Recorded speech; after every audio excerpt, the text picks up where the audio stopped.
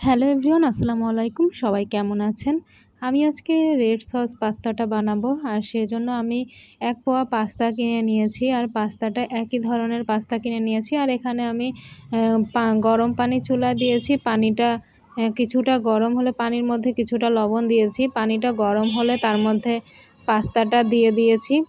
Pasta দিয়ে আমি আস্তে, আস্তে নেড়ে দিব, যেন একটার সাথে একটা লেগে না যায় আর নিচে লেগে না যায়।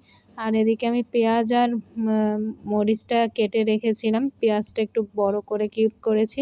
তারপর পাস্তাটা সেদ্ধ হয়ে আসলে আমি পাস্তাটা পানি ঝরিয়ে নিব। একটা ঝুড়িতে পানি ঝরিয়ে নিব। আর তারপর এদিকে চুলায় আমি পেঁয়াজটা আমি তেলে নেড়ে নিব কিছুক্ষণ। আর এটা আমি ঠান্ডা পানি দিয়ে পাস্তাটা ধুয়ে নিব। তারপর মরিচটাও নিয়ে নিব। মরিচটা দিয়ে কিছুক্ষণ তেলে ভেজে নিব। আর তারপর দুটো ডিম দিব আমি এর মধ্যে। দুটো ডিম দিয়ে ভালোভাবে কুচি, কুচি করে নিব। তারপর পেঁয়াজ আর মরিচের সাথে মিশিয়ে নিব ডিমটা। কিছুক্ষণ মেশানোর পর এর মধ্যে আমি একটা ম্যাগি নুডলসের মশলা ব্যবহার করেছি। আর তারপর লবণ দিয়েছি কিছুটা। আর এরপর এর মধ্যে কিছুটা নাড়ানাড়ি করে তারপর এর মধ্যে আমি পাস্তাটা দিয়ে দিব আস্তে, আস্তে।